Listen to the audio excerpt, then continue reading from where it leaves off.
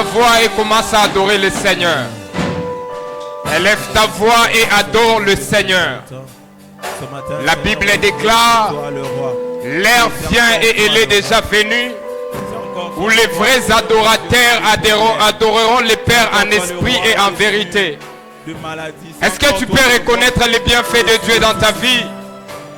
Est-ce que tu peux reconnaître les bienfaits de Dieu dans ta famille? Est-ce que tu peux reconnaître les bienfaits de Dieu dans cette église? Et quelqu'un peut simplement élever sa voix et dire à Dieu, reçois la gloire, l'honneur et la majesté. Dieu, il est digne dans cette salle d'être acclamé, d'être honoré et d'être glorifié. Alors quelqu'un peut s'élever et élever le Seigneur, lui rendre toute la gloire parce qu'il est digne. Ara Shavenia, Iranakli, Sharakantanidash, Makli Rada Shavanikli, Ramenadesha, Arada Shamenikli, Reva Sakate, Meklaide Shamenia Devasate, Arakantanekleva Sabraideka.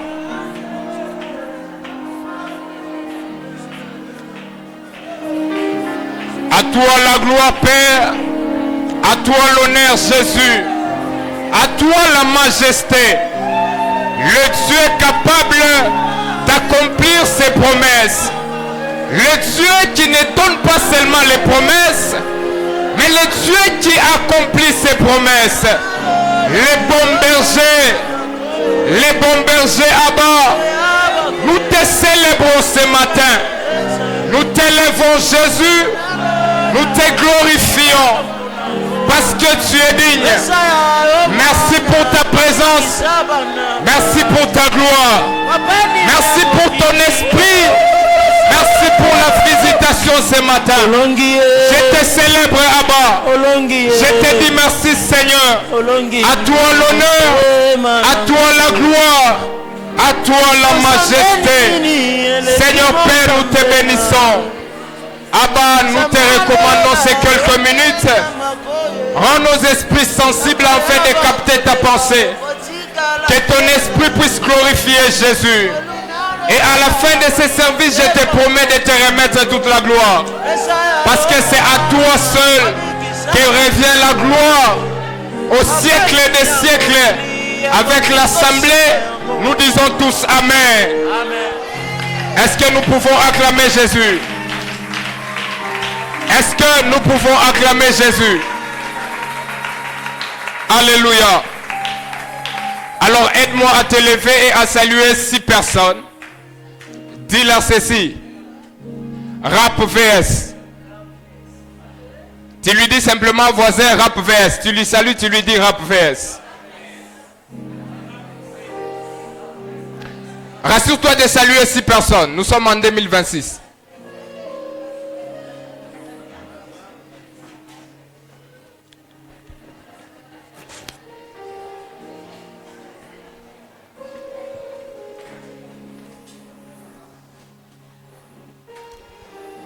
Alléluia. Amen. À Dieu seul la gloire ce matin. Alors, avant de commencer mon message ce matin, j'aimerais m'acquitter de quelques devoirs. Premièrement, Dieu remercie au Seigneur qui nous a permis d'être là. J'aime un passage dans les Actes des Apôtres qui dit ceci: c'est Dieu qui nous donne le mouvement, le souffle et l'être. Si nous sommes là ce matin, c'est parce que Dieu l'a permis et Dieu nous a choisis parmi ceux qui devraient être là ce matin. Je lui dis sincèrement pour la grâce qu'il nous a fait d'être là dans sa présence. Et c'est un Dieu merveilleux vraiment. Je dis merci aussi à notre Père pour cette marque de confiance. Sincèrement, je manque les mots pour exprimer cela. Mais ma prière pour vous, papa et maman, c'est que Dieu vous garde pour nous et pour cette église.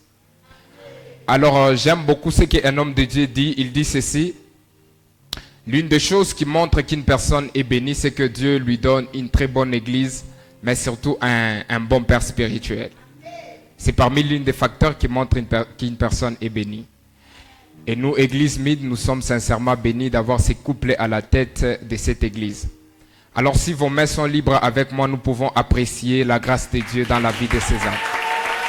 Sincèrement, nous pouvons le faire. Alléluia. Je vous dis vous aussi merci pour votre présence ce matin. Et j'aimerais rendre grâce à Dieu pour la grâce qu'il a faite à cette église. Pour ces cadres qu'il nous a donnés. Nous qui étions chargés du département de soulever les bancs, nous rendons. Sincèrement, merci à Dieu. Les dimanches passés, j'ai vu certains frères après les cultes attendre. J'ai dit, non, ici on ne soulève pas les bancs, s'il vous plaît. On part, s'il vous plaît. Alléluia. Dieu mérite d'être acclamé. Est-ce qu'on peut sincèrement l'acclamer? Amen. Alléluia. Alors, ce matin, j'aimerais partager avec vous quelques portions des Écritures. Nous sommes dans Romains chapitre 1er. Romains chapitre 1er, les versets 15 au verset 17e. Et 1 Corinthiens chapitre 1er, les versets 17 au verset 24e. Romains chapitre 1er, les versets 15 au verset 17e. Et 1 Corinthiens chapitre 1er, les versets 17 au verset 24e. Nous allons nous tenir debout pour honorer la parole de Dieu.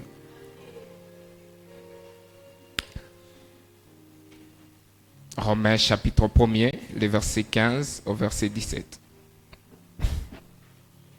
La parole de Dieu déclare, « Ainsi j'ai un vif désir de vous annoncer aussi l'évangile, à vous qui êtes à Rome.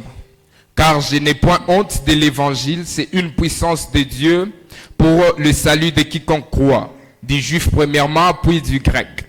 Parce qu'en lui est révélée la justice de Dieu, par la foi et pour la foi, selon qu'il est écrit, les justes vivra par la foi. » On peut se rasseoir, on va lire 1 Corinthiens chapitre 17. 1 Corinthiens chapitre 1er plutôt, les versets 17 au verset 24e. La parole de Dieu déclare, « Ce n'est pas pour baptiser que Christ m'a envoyé, c'est pour annoncer l'évangile. Et c'est là sans la sagesse du langage, afin que la croix de Christ ne soit pas rendue vaine. Car la prédication de la croix, c'est une folie pour ceux qui périssent. Mais pour nous qui sommes sauvés, elle est une puissance de Dieu. Ainsi est-il écrit, je détruirai la sagesse des sages et j'anéantirai l'intelligence des intelligents. Où est le sage? Où est le scribe? Dieu n'a-t-il pas convaincu de la folie, la sagesse du monde? Car puisque le monde, avec sa sagesse, n'a point connu Dieu, dans la sagesse de Dieu, il a plu à Dieu de sauver les croyants par la folie de la prédication. Les Juifs demandent des miracles et les Grecs cherchent la sagesse. Nous prêchons Christ crucifié, scandale pour les Juifs et folie pour les païens. Mais puissance de Dieu et sagesse de Dieu pour ceux qui sont appelés tant Juifs que Grecs. Car la folie de Dieu est plus sage que les hommes, et la faiblesse de Dieu est plus forte que les hommes. Considérez, frères, que parmi vous qui avez été appelés, il n'y a ni beaucoup de sages selon la chair, ni beaucoup de puissants, ni beaucoup de nobles. Mais Dieu a choisi les choses folles du monde pour confondre les sages. Dieu a choisi les choses faibles du monde pour confondre les fortes. Acclamons la parole du Seigneur.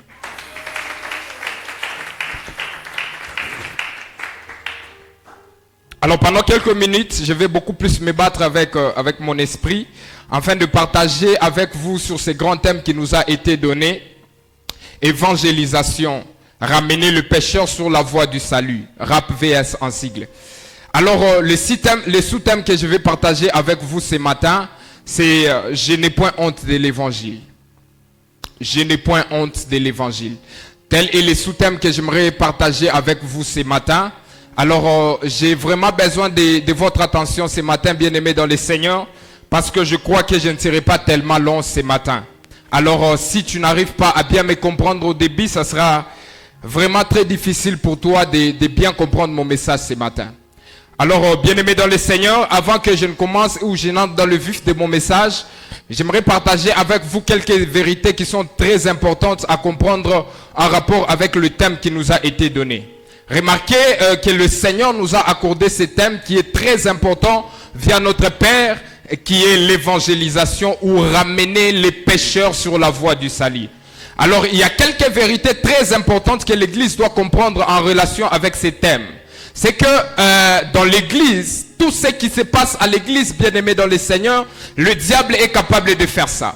Le diable est capable de rendre un homme un célèbre prédicateur. Le diable est capable de rendre un homme un puissant prédicateur.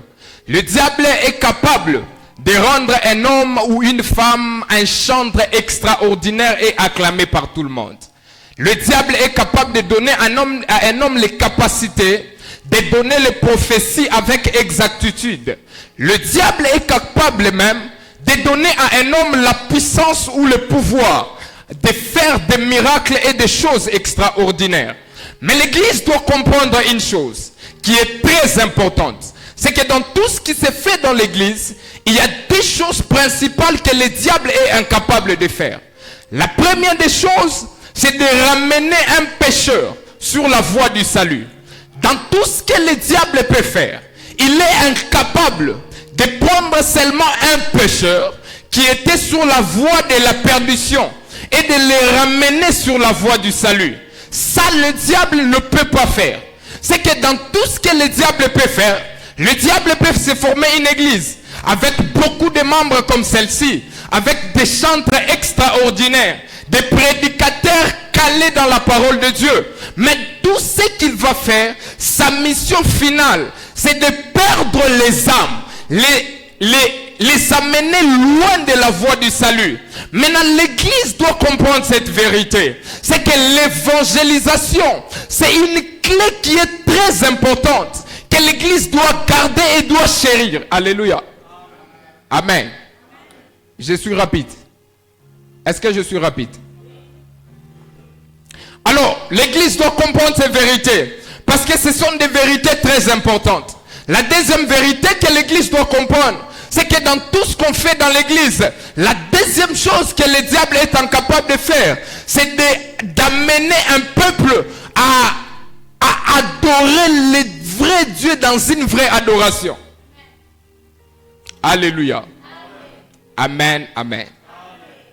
C'est que dans tout ce que le diable peut faire, c'est pour empêcher à ce que le peuple puisse adorer Adonai, que le peuple puisse adorer le vrai Dieu. C'est pourquoi vous allez remarquer, lorsque vous êtes en train de lire dans Matthieu chapitre 4, le verset 8 et le verset 9, la parole de Dieu déclare ceci, que le diable est venu pour tenter Jésus. Il lui a montré toute la gloire. La Bible dit clairement ceci, qu'il a transporté Jésus vers une haute montagne. Il l'a transporté dans les hauteurs. Et il a montré la gloire dans le monde. Et lui a dit, je vais te donner toutes ces choses. Et si seulement tu m'adorais. C'est-à-dire, le diable combat beaucoup plus l'adoration dans l'église. Alléluia. Alléluia. Regarde ton voisin, dis-lui ceci. Voisin, battons-nous afin de garder ces deux choses. Si tu as un voisin qui te boude, tu peux parler à un autre voisin. Alléluia. Alors l'église doit comprendre ces vérités. C'est que ces deux choses sont des piliers incontournables de l'église. Afin de vivre la manifestation de Dieu dans l'église, c'est l'évangélisation. Ramener les âmes sur la voie du salut. Écoutez-moi bien aimés dans le Seigneur. La seule chose capable d'apporter la joie au ciel, ce n'est pas lorsque tu es prédicateur, tu respectes l'homilétique, l'herméneutique et l'exégèse. Non. La seule chose capable d'amener la joie au ciel, ce n'est pas lorsque tu prophétises avec exactitude. C'est pas lorsque tu chantes en respectant le nôtre. Non. C'est lorsque tu ramènes un pécheur sur la voie du salut. Lorsque tu ramènes un pécheur sur la voie du salut, la Bible déclare, il y a une joie au ciel. C'est-à-dire, c'est la chose capable d'apporter la joie au ciel. Amen. Alléluia. Amen, amen. Alors permettez-moi de vous embrouiller un peu au début avec quelques généralités concernant les textes que nous avons lus. Alors ce matin, je vais partager avec vous ces deux textes que nous avons lus. Premièrement, Romains chapitre 1er. Lorsque vous êtes en train de lire cette lettre, c'est l'apôtre Paul qui fait une lettre qu'il envoie à l'église de Rome. Et quand vous êtes en train de faire une étude sur l'église de Rome, c'est que vous allez vous rendre compte qu'il y a beaucoup de versions concernant le fondateur de cette église. Il y a ceux-là qui disent que ce sont des Romains qui étaient au jour de la Pentecôte, lors de l'effusion du Saint-Esprit, dans Actes des Apôtres chapitre 2, le verset 10. La Bible dit qu'en ces jours-là, il y avait beaucoup de peuples qui sont venus dans différents régions du monde. Et il y avait aussi des Romains. Et il y a certains commentateurs de la Bible qui disent ceci, que l'église de Rome, ou l'église de Rome bien sûr, a été fondée par ces personnes qui étaient là lors de l'effusion du Saint-Esprit. Lorsqu'ils ont vu cette manifestation du Saint-Esprit, ils sont retournés à Rome et ils ont commencé à annoncer l'évangile de Dieu. Et cette église a commencé. Il y a une version qui dit ceci, mais il y a d'autres personnes qui disent ceci, que ce sont des chrétiens juifs qui se sont convertis comme Aquilas et Priscille, dans Actes des Apôtres chapitre 18, le verset 2, que ce sont ces gens-là qui sont allés à Rome et qu'ils ont commencé à bâtir l'église de Rome. Mais l'apôtre Paul, lui qui a reçu une mission assez particulière, lorsque vous êtes en train de lire dans Actes des Apôtres chapitre 9, le verset 15, il a reçu une mission d'aller annoncer l'évangile dans tout le monde. Et il a pris la résolution d'écrire la lettre aux Romains. Alléluia.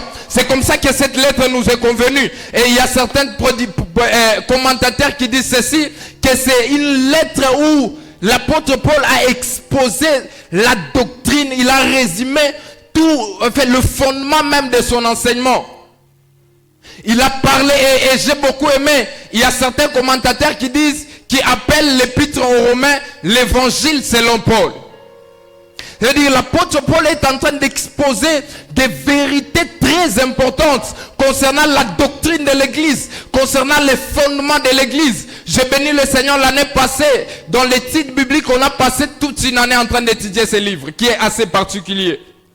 Il traite de beaucoup de choses, relations entre juifs et non-juifs, et attitude que les non-juifs devraient avoir devant la loi juive. Beaucoup de choses dont il est en train de traiter.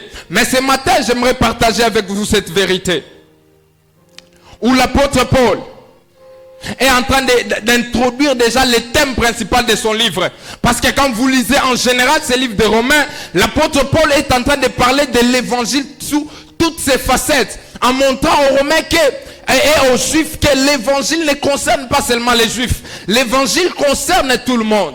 Mais il y a des choses ou des questions dont je me suis posé en lisant ce texte qui seront le fondement de notre enseignement ce matin. J'ai vraiment besoin de votre attention. Je vous ai un peu embrouillé. J'ai vu certaines personnes en train de dormir. Alléluia. Dis à ton voisin, supporte un peu ces jeunes hommes qui est là devant. Alléluia. C'est des questions. L'apôtre Paul, comme vous lisez déjà dans Romains chapitre 1er, le verset 15, il dit ceci. Ainsi j'ai un vif désir de vous annoncer aussi, vous qui êtes à Rome, l'évangile. Déjà quand j'ai lu ces textes, je me suis posé la question. Pourquoi Paul dit qu'il a un vif désir de prêcher l'évangile aux Romains? Pourquoi? Qu'est-ce qui pousse Paul à prêcher l'évangile avec un vif désir? Des raisons principales. Je commence déjà mon message. La première des choses qui pousse Paul à prêcher l'évangile avec un vif désir, la première des choses qui doit pousser l'église Mide à prêcher l'évangile avec un vif désir, à ramener le pécheur sur la voie du salut, c'est que l'évangile, c'est une puissance de Dieu pour le salut de quiconque croit. Alléluia. Lorsque nous sommes en train de prêcher l'évangile, lorsque nous sommes en train de communiquer la bonne nouvelle, nous sommes en réalité en train de communiquer la puissance de Dieu, la puissance que Dieu utilise afin de ramener les pécheurs sur la voie du salut. J'aime beaucoup ce passage dans la version français courant. Ce passage dit ceci. L'évangile, c'est la force dont Dieu se sert pour ramener ou pour sauver les hommes de la mort éternelle. Il dit, lorsque l'Église prend l'engagement d'annoncer l'évangile, c'est en réalité, l'Église est en train d'annoncer la puissance capable de délivrer les hommes de la mort éternelle. Bien-aimés dans le Seigneur, il n'y a aucune autre puissance capable de délivrer l'homme de la mort éternelle que l'évangile. Vous pouvez prier pour quelqu'un, vous pouvez guérir quelqu'un, vous pouvez faire toutes ces choses. Mais s'il n'y a pas la bonne nouvelle de l'évangile, c'est que cette personne est toujours liée des liens de la mort éternelle. Le terme puissance ici veut dire ceci. L'autorité ou un pouvoir d'imposer son autorité. Il dit, lorsque l'apôtre Paul est en train de dire l'évangile c'est une puissance, en réalité il est en train de dire ceci. L'évangile c'est une autorité, c'est un pouvoir plutôt, un pouvoir dont Dieu se sert afin d'imposer son autorité pour sauver les hommes de la mort éternelle. Bien-aimés dans le Seigneur, nous devons comprendre cette réalité. C'est que l'Église doit savoir annoncer la bonne nouvelle. Lorsque nous sommes en train d'annoncer la bonne nouvelle, lorsque nous sommes en train de communiquer la bonne nouvelle de Christ, nous sommes en train de communiquer aux hommes ce pouvoir de Dieu, afin de les délivrer de la mort éternelle. Alléluia. Amen, amen. Ça, c'est la première raison qui a poussé l'apôtre Paul à annoncer l'évangile. L'évangile, c'est l'instrument dont Dieu se sert afin de sauver une personne. L'évangile, c'est le moyen par excellence dont Dieu se sert pour sauver l'humanité. Dieu ne sauve pas l'humanité par le miracle. Dieu ne sauve pas l'humanité par la prophétie. Dieu ne sauve pas l'humanité par le chant. Mais Dieu sauve l'humanité par cette puissance qui est l'évangile. J'aime beaucoup ce qui se passe dans Actes des Apôtres chapitre 2, le jour de la Pentecôte. Et j'aimerais déjà, entre parenthèses, ouvrir une parenthèse, afin d'interpeller les chantres par rapport à leur part dans l'évangile. Lorsque vous êtes en train de lire Actes des Apôtres chapitre 2, la Bible dit lorsque le Saint-Esprit est descendu, les apôtres ont commencé à parler en langue. Ils ont parlé en langue et le bruit s'est répandu. Et j'aime la précision de la parole de Dieu. La Bible dit ceci. Au bruit qui eut lieu, la foule s'est accourue. Ça veut dire le bruit de l'effusion du Saint-Esprit a permis à ce que la foule puisse s'approcher afin d'écouter la bonne nouvelle. C'est-à-dire les chantres aussi, ils ont cette responsabilité de répandre les bruits de l'évangile. Lorsque vous êtes en train de chanter, les gens écoutent ces chants-là, ils sont attirés. Et lorsqu'ils sont attirés, ils vont trouver un Pierre en train de prêcher l'évangile. Alléluia. Chers serviteurs et servantes de Dieu, travaillez fort cette année. Parce qu'on a besoin de ce travail. Bien-aimés dans le Seigneur, ce matin, je suis venu t'interpeller.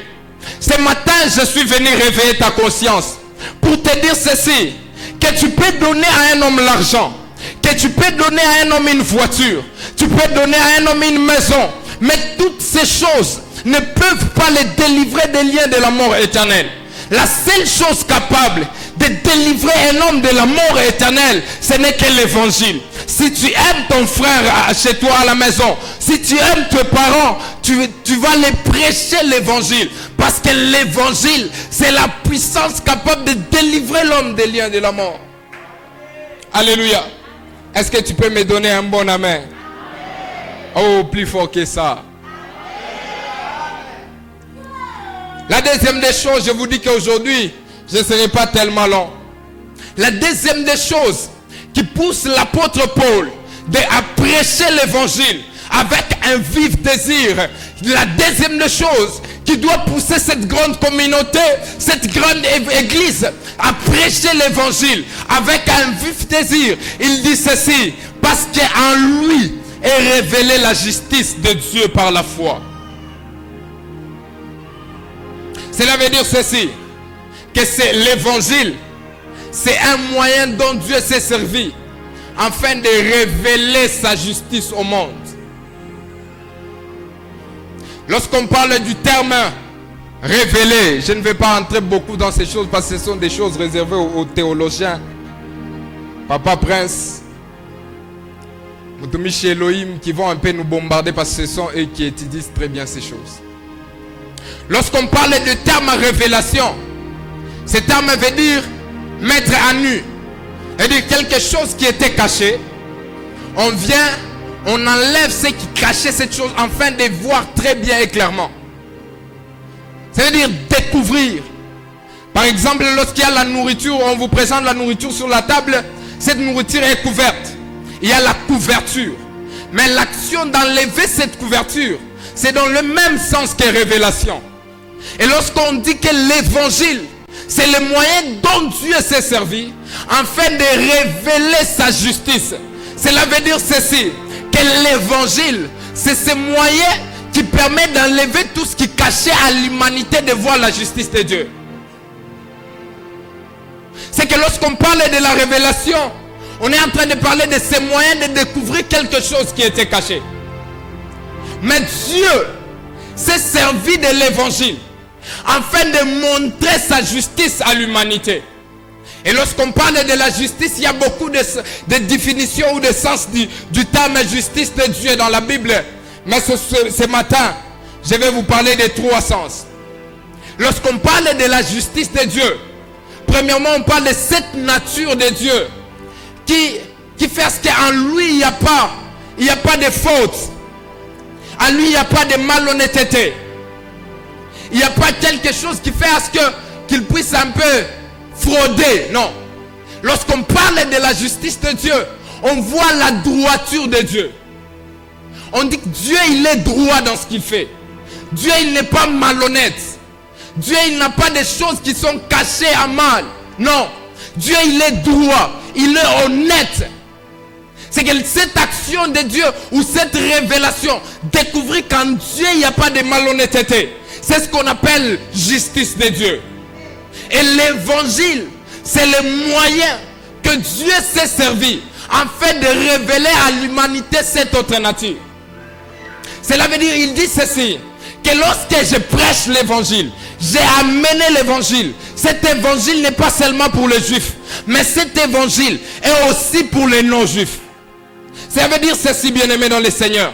L'évangile n'est pas seulement pour les hommes qui parlent bien. L'évangile n'est pas seulement les hommes qui ont de l'argent, mais l'évangile est pour tout le monde. J'aime souvent ce que papa répète. Il dit, même les personnes qui sont même boiteux, les personnes, même les aveugles, on peut leur prêcher l'évangile. Parce que l'évangile est pour toute la nature, toutes les créatures que Dieu a créées. Il est venu afin de délivrer les hommes de ces liens de la mort. Et l'évangile, c'est le moyen dont Dieu s'est servi. Et deuxièmement, lorsqu'on parle de la justice de Dieu, on voit cette nature dont Dieu attend de ses créatures. Lorsque Dieu a créé l'humanité, il attend à ce que ces hommes qu'il a créés puissent être justes devant lui. Ces hommes qu'il a créés, j'aime ce que Jésus dit dans Matthieu plutôt chapitre 5. Matthieu chapitre 5, le verset 6. Écoutez ce que la Bible déclare. Et ceux qui ont faim et soif de la justice, car ils seront rassasiés. C'est-à-dire, Dieu attend de l'humanité la justice. Bien-aimé dans le Seigneur, Dieu attend ce que tu sois droit dans ce que tu fais. Dieu attend dans tout ce que tu fais, même dans ton travail, que tu sois juste. Parce que la justice, c'est la nature de Dieu, dont il veut voir ça dans ses créatures. Et l'évangile, c'est ce moyen qui est venu pour nous communiquer cette autre facette de la nature de Dieu. Alléluia. Et le troisième sens de la justice, c'est cette nature que Dieu donne à toute personne qui donne sa vie à Jésus. Nous sommes justifiés par la foi. Ça veut dire nous sommes justes par la foi. C'est que quand Dieu nous voit, il nous justifie au travers de Jésus. Lorsqu'il regarde le sang de Jésus sur nous, il nous dit ces hommes sont justes. Il ne nous qualifie pas de justes parce que nous faisons. Non, il nous qualifie de justes parce que nous avons donné notre vie à Jésus. C'est pourquoi lorsque vous lisez Romains chapitre 4, les versets 25, la Bible dit ceci, que par sa mort, il nous a sanctifiés par sa mort, mais il nous a justifiés par sa résurrection. Cela veut dire que ce n'est pas parce que nous faisons les bonnes choses que Dieu nous a justifiés, non. C'est parce que nous avons donné notre vie à Jésus. Et lorsque nous sommes en train de communiquer l'évangile, c'est que nous rendons les hommes justes devant Dieu.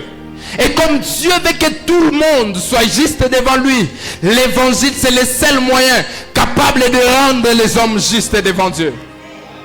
Église du Seigneur, ce matin je suis venu avec ces messages afin d'interpeller à l'église l'importance et l'utilité de l'évangile.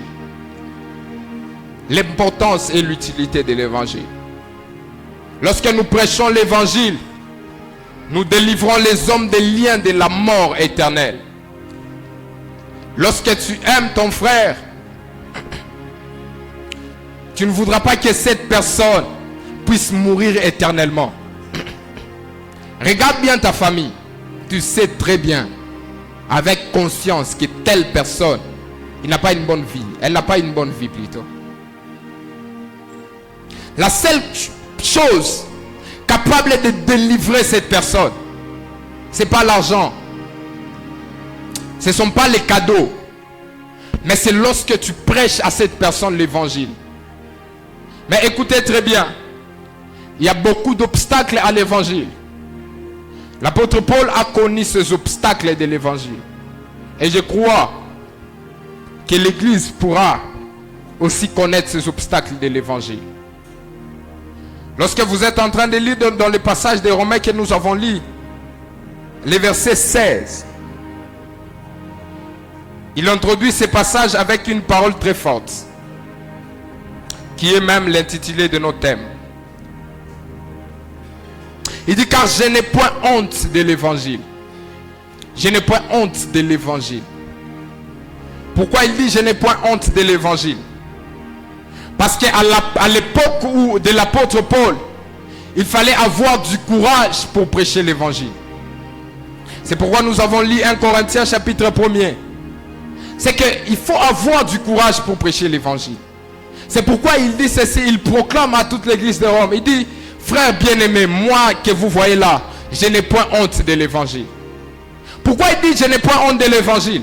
Parce qu'il a rencontré des obstacles sur les chemins où il annonçait l'évangile. Premièrement, pour les juifs, l'évangile était un scandale. C'était un scandale. C'est que lorsqu'on prêchait l'évangile, c'était un scandale pour les juifs. Pourquoi c'était un scandale? Parce que selon la loi, celui qui était pendu à un bois était un objet de malédiction. Ça veut dire, comme on a enseigné aux juifs, si quelqu'un est pendu à un bois, cet homme-là est un sujet de malédiction. Selon Deutéronome chapitre 21, le verset 23. Et pour les juifs, un Christ qui est pendu à un bois, c'est un sujet de malédiction. Et si vous venez pour prêcher à ces hommes-là, leur dire que c'est cette personne-là qui est venue vous apporter le salut, ils voient comme si c'est un scandale. Un scandale, c'est une occasion de chute. Mais j'aime ce que cette analogie que l'apôtre Paul est en train de faire dans Galates chapitre 3, le verset 13. La Bible dit ceci: Christ nous a rachetés de la malédiction étant devenu malédiction pour nous. C'est-à-dire, lorsque Christ a été pendu à un bois, il s'est fait malédiction pour que nous soyons bénédiction. Alléluia. Je suis venu rassurer à quelqu'un ce matin que toi tel que tu es là, tu n'es pas maudit. Voilà ton amen. Voilà ton amen. Oh là là. Je suis venu dire à quelqu'un que tel que tu es là, dans cette salle, si tu as donné ta vie à Jésus, tu n'es pas maudit. Parce que Christ, lui, il s'est fait malédiction pour que nous soyons bénédictions. Alors je déclare sur la vie d'une personne, toi qui es dans cette salle, aucune malédiction, ni de ta famille, ni de ton quartier, ni de ton père, ni de ta mère, ni de ta tante ne pourra t'atteindre. Je lève ma main en tant que fils de Dieu. La parole de Dieu déclare dans Éphésiens chapitre 1er, le verset 3, il nous a bénis de toutes sortes de bénédictions en Christ dans les lieux célestes. Alors sur toi qui entends le son de ma voix, la bénédiction de Dieu vient de te localiser. Oh, ton amen. Alors je parle à ton voisin. Je déclare sur toi, il n'y a pas de condamnation pour ceux qui sont à Jésus.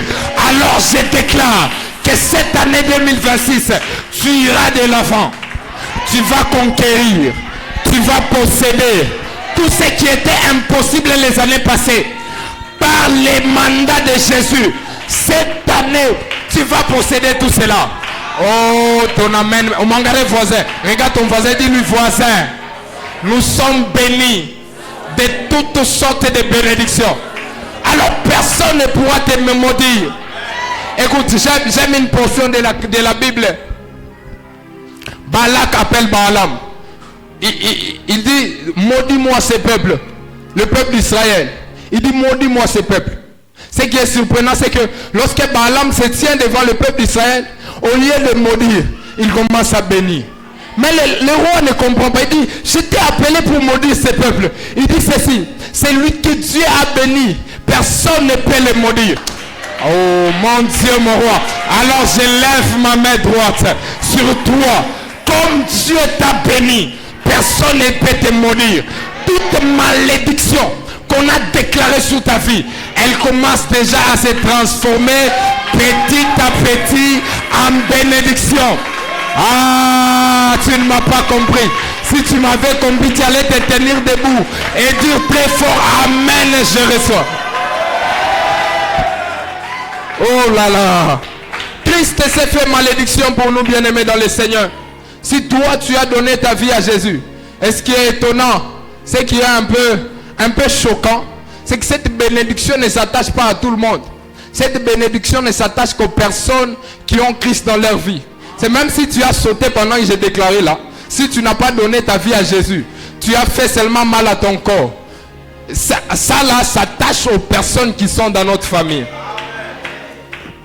Alléluia. Est-ce que tu peux acclamer pour le Seigneur?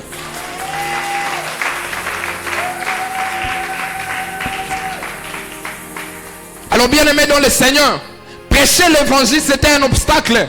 C'était un sujet de scandale. Et dit, lorsque l'apôtre Paul était en train de prêcher l'évangile aux Juifs, les Juifs les regardaient comme un scandale, comme un moyen qui pouvait, comme une occasion de chute en fait. Mais ce qu'ils ne comprenaient pas, c'est que le Messie dont ils ont prêché là, c'était quelqu'un qui s'est fait malédiction pour tous ceux qui l'ont reçu. La deuxième des choses qui faisait à ce que, qui était comme obstacle à l'apôtre Paul, c'est que les Juifs s'attendaient à un Messie très puissant.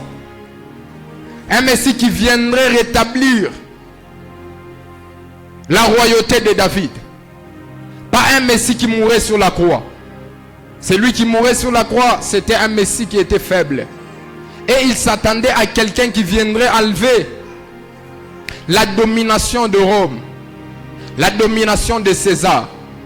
Mais lorsqu'ils ont vu quelqu'un en qui ils mettaient leur confiance mourir à la croix, ils disent non, c'est pas celui-ci. Ce n'est pas celui-ci. Donc ils s'attendaient à quelqu'un qui était tellement puissant. C'est pourquoi j'aime ce passage de Matthieu chapitre 16. Écoutez ce que la Bible dit. Matthieu chapitre 16, le verset 1er jusqu'au verset 4e. La parole du Seigneur dit ceci. Les pharisiens et les sadducéens abordèrent Jésus et pour l'éprouver, lui demandèrent de leur faire voir un signe venant du ciel. Jésus leur répondit, le soir vous dites, il fera beau car le ciel est rouge et le matin il y aura de l'orage aujourd'hui. Il y aura de l'orage aujourd'hui, car le ciel est d'un rouge sombre. Vous savez discerner l'aspect du ciel, et vous ne pouvez discerner le signe de temps. Une génération méchante et adultère demande un miracle. Il ne lui sera donné d'autre miracle que celui de Jonas. Puis il les quitta et s'en alla. Et dit, les pharisiens, les sadducéens, les juifs, ils s'attendaient au miracle. Donc ils ont demandé à Jésus un miracle pour l'éprouver, pour voir s'il était réellement le Messie. Mais Jésus leur dit, vous ne recevrez pas ces miracles. Vous savez discerner le temps que là on voulait appliquer quelque chose à Dieu, mais vous ne savez pas discerner le temps de votre visitation. Ils s'attendaient à un Messie puissant, venu en œuvre. C'est pourquoi l'apôtre Paul dit ceci dans 1 Corinthiens, il dit, les juifs demandent des miracles, les juifs demandent des signes. Ça veut dire, ils s'attendaient aux choses tellement surnaturelles. Et ça, c'était un obstacle. Je suis venu dire à quelqu'un ce matin que lorsque tu vas commencer à annoncer l'évangile, tu vas rencontrer des obstacles. Ce qui est rassurant, l'un des passages que j'aime, c'est dans Matthieu chapitre 28. Le verset 19, la parole dit ceci. Jésus affirme et confirme à ses disciples. Il leur dit, je serai avec vous jusqu'à la fin du monde. C'est après avoir donné cette déclaration de ramener les pécheurs, il leur confirme que moi-même, je serai avec vous. Malgré les obstacles que vous allez rencontrer, moi, je serai avec vous. J'aimerais te rassurer. Peut-être en allant évangéliser, on pourra te chasser, on pourra t'insulter. Mais ce qui est rassurant, c'est que Christ est avec toi. Et quand Christ est avec toi, tu vas faire sûrement des miracles et des prodiges. Mais je vais terminer mon message par là. Le deuxième obstacle, c'était pour les Grecs. Lorsque l'apôtre Paul, parce que quand vous faites une étude sur l'église de Rome, vous allez vous rendre compte que c'était une église qui était mélangée. Il y avait les juifs, il y avait les non-juifs. Mais il y avait aussi beaucoup de Grecs. Mais pour les Grecs, ils s'intéressaient beaucoup à la recherche de la sagesse. Ce qui les intéressait, c'est comprendre comment le monde évolue. C'est comprendre les mathématiques, toutes ces choses-là. Donc, ce qui les intéressait, c'était la sagesse humaine. Et lorsque l'apôtre Paul venait avec l'évangile, pour eux c'était un obstacle, c'était une folie. Comme si tu peux prêcher à un professeur qui est calé dans son domaine, qui te regarde avec des lunettes qu'il met là-bas. Il te regarde comme ça. Tu lui dis que Christ est venu pour te sauver. Il te trouvera pour un fou. C'est comme ça qu'on voyait aussi l'apôtre Paul. Lorsqu'il annonçait l'évangile avec force et puissance, les gens là, les Grecs, les voyaient comme un fou. Comme s'il annonçait la folie. Parce que ces gens, ce qui les intéressait, c'était la sagesse. Comprendre le fonctionnement du monde. Répondre à certaines questions que les gens n'ont pas pu répondre avant eux. Et ça, c'était un obstacle pour l'apôtre Paul. C'est pourquoi il dit, malgré tout ça, moi, je n'ai point honte de l'évangile. J'aimerais qu'après ces cultes, que quelqu'un en sortant, malgré les insultes, malgré les moqueries, je n'ai point honte de l'évangile. Que tu puisses prendre cette décision, qu'en sortant ici, tu puisses te dire, cette année, je prends cette décision. Partout où je serai, je vais ramener le pécheur sur la voie du salut. Alléluia. Je vais terminer par ces derniers points. Deuxièmement, pour les Grecs, parce qu'ils croyaient que Dieu ne pouvait pas éprouver le sentiment. Donc les humains n'avaient aucun moyen de l'influencer. Et Dieu ne pouvait pas souffrir. Et l'idée de l'incarnation pour les Grecs, c'était une folie. Dire que Dieu est venu sous forme humaine. Il a revêtu la chair. Pour eux, c'était une folie. Comprendre ces choses, c'était une folie pour eux. Bien-aimés dans le Seigneur, tout ce que je t'ai présenté, c'est premièrement pour te montrer l'utilité et l'importance de l'évangile. L'utilité et l'importance d'annoncer l'évangile. Lorsque tu annonces l'évangile, tu annonces la puissance de Dieu. La force dont Dieu se sert pour dépeupler le monde des ténèbres. La force dont Dieu se sert pour délivrer les hommes de la mort éternelle. Alors j'aimerais que ce matin, que quelqu'un puisse prendre cette décision et dire, cette année, je vais ramener les pécheurs sur la voie du salut. Malgré tout ce qui pourra se présenter devant moi, malgré les obstacles, malgré comment est-ce que les gens vont dire, ce que les gens vont dire, malgré l'état de la personne, même si la personne ne sait pas bien parler, même si la personne n'a pas étudié, l'évangile concerne tout le monde. Alléluia. L'évangile concerne tout le monde. Je suis venu te dire que Christ t'appelle ce matin afin d'accomplir cette parole de Matthieu chapitre 28. De faire de toutes les nations des disciples. Faire de toutes les nations des disciples. En annonçant la bonne nouvelle. En délivrant les hommes de la mort éternelle. Délivrer les hommes de la mort éternelle. Je vais terminer par là, bien-aimé dans le Seigneur. Dans tout ce que je t'ai dit, si c'est possible d'oublier ça, n'oublie pas ça. Que je n'ai point honte de l'évangile. Et je vais prendre cette décision cette année. Afin de ramener les hommes. Dans ta famille, tu es sûr et certain qu'il y a des personnes qui n'ont pas encore donné leur vie à Jésus. Alors Christ t'a engagé ce matin. Afin de ramener toutes ces personnes-là. Alors écoutez très bien. L'évangile, c'est un moyen dont Dieu se sert. Mais le diable aussi se sert des moyens afin d'empêcher l'église à évangéliser. Parmi lesquels il y a la honte. Il y a des gens qui ont honte d'annoncer l'évangile. Là où ils sont, ils ont honte d'annoncer l'évangile.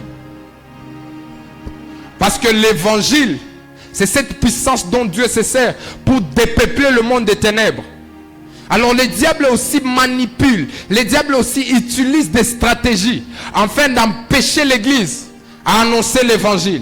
Et il y a beaucoup des armes dont le diable se sert. Il y a la honte, il y a la crainte. Bien aimé, il n'y a pas la honte d'annoncer l'évangile. Il n'y a pas de honte d'annoncer l'évangile. Alors j'aimerais que nous puissions nous lever. Nous allons nous lever.